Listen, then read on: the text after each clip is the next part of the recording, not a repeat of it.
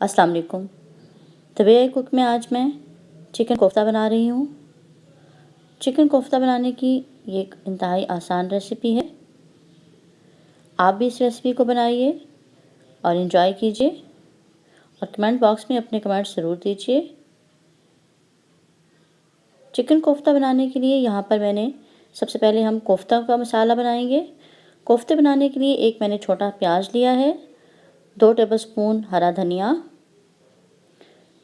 2 हरी मिर्चें और मसालों में सुर्ख मिर्च और नमक आपको हस्बे ज़ायका चाहिए होगा और सुर्ख मिर्च आधा चाय का चम्मच, गरम मसाला पाउडर आधा चाय का चम्मच, हल्दी पाउडर 1/4 चाय का चम्मच और ये मैंने चिकन का एक ब्रेस्ट पीस लिया है। ये तकरीबन 250 ग्राम के करीब होगा। इसी से मैं पहले कीमा बनाऊंगी और फिर इसके कोफ्ते तैयार कर लेंगे। इसको सबसे पहले चॉपर में मैंने प्याज, हरा धनिया और हरी मिर्चें डाली हैं और इनको हम बारीक पीस लेंगे। देखिए मैंने बारीक पीस लिए हैं।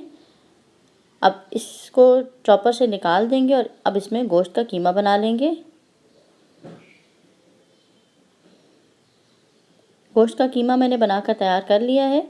अब जो हमने प्याज और हरा धनिया और हरी मिर्चें पीस कर रखी थी वो भी बीच में शामिल कर दी हैं और जो मसाले मैंने नमक, मिर्च, गरम मसाला और हल्दी पाउडर बताया था वो भी डाल दिया है। इसके साथ 1 चाय का चम्मच दही जाएगी। अगर दही नहीं है तो आप क्रीम भी डाल सकते हैं और साथ 1 अंडा। एक दफ़ा से फिर हम मशीन चला देंगे और इस तरह से मिक्सचर तैयार है। अब इस मिक्सचर में मैंने 2 टेबलस्पून ब्रेड क्रम्स डाले हैं। ये ब्रेड क्रम्स मैंने आपको घर पर तैयार करना बताए हैं। उसका लिंक मैं डिस्क्रिप्शन बॉक्स में डाल दूँगी, वहाँ से आप देख लीजिएगा। इन तमाम चीज़ों को अच्छी तरह से मिक्स कर लें और इसके फिर मैं बॉल्स बनाकर इनको फ्राई कर रही हूँ। ऑयल मैंने गरम कर लिया है, उसमें कोफ्ते बनाकर हम फ्राई कर लेंगे।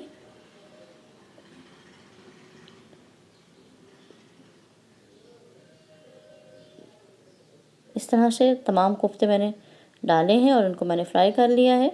एक साइड से तैयार हुए तो पलट दिए और इस तरह से तमाम कोफ्ते तैयार हैं। इस तरह से 12 से 13 कोफ्ते तैयार हो जाते हैं। अब 1/4 कप ऑयल लिया है। अब हम इसकी ग्रेवी बना रहे हैं। ग्रेवी बनाने के लिए 1/4 कप ऑयल में मैंने एक मीडियम साइज़ का प्याज डाला है, मोटा मोटा चॉप करके डाला है। इसके साथ 2 स्मॉल टमाटर चाहिए होंगे और 1 हरी मिर्च चाहिए।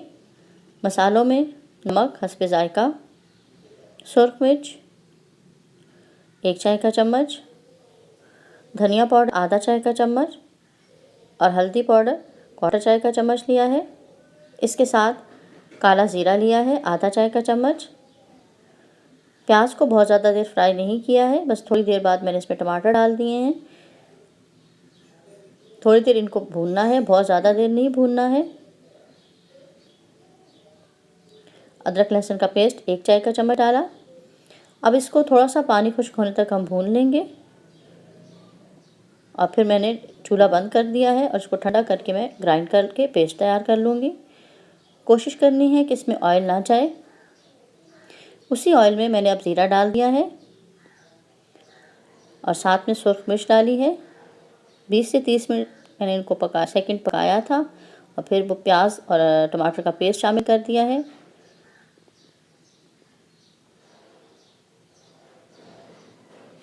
अब बाकी के मसाले इस मसाले को इस तरह भूनना है कि घी या ऑयल रिलीज़ हो जाए और मसाला पक जाए। इसको भूनने के लिए मैं साथ थोड़ा थोड़ा पानी शामिल कर रही हूँ, 1-1 टेबलस्पून, और इसको भूनती जा रही हूँ। देखिए मैंने फिर थोड़ा सा पानी ऐड किया है और इसको फिर से मैं भून रही हूँ। इस तरह 5 से 7 मिनट हम इसको भूनेंगे और मसाला तैयार हो जाएगा। थोड़ा सा अब मैंने पानी डालकर इसको दम पे रख दिया है ताकि ऑयल इसमें से बाहर हो जाए। मसाला बनके तैयार है, ऑयल रिलीज़ हो चुका है। अब हम इसमें अपने कोफ्ते शामिल कर देंगे। कोफ्ते शामिल करने के बाद अब इसको ज़्यादा देर भूनना नहीं है क्योंकि हमने पहले कोफ्ते फ्राई कर लिए थे। साथ ही हम जितनी भी ग्रेवी बनानी है उतना हम पानी शामिल कर देंगे। मैंने यहाँ पर 1.5 कप पानी डाला है ये 1 कप और ये आधा कप डाल दिया है। और इसको अब पहले मैं हाई हीट पे पका रही हूँ। जब तक बॉयल नहीं आता है इसको हम कवर नहीं करेंगे। जैसे ही बॉयल आ गया अब मैं इसको मीडियम से लो फ्लेम पर कवर करके इतनी देर पकाऊंगी कि ग्रेवी थिक हो जाए। इसकी थिकनेस आपकी मर्ज़ी पे डिपेंड करती है कि आपको कितना थिक चाहिए। देखिए मुझे बस इतना ही थिक चाहिए था। कोफ्ते बनकर तैयार हैं। अब इसको मैं बिल्कुल लो फ्लेम पर 5 मिनट के लिए दम दे दूँगी ताकि ऑयल बाहर आ जाए। कोफ्ते बनकर तैयार हैं। इसमें मैंने गरम मसाला डाल दिया है और साथ अब मैं गार्निश कर लूँगी हरा धनिया और हरी मिर्चों से। आप भी मेरे चैनल को सब्सक्राइब कीजिए, वीडियो को लाइक कीजिए और शेयर करना ना भूलें।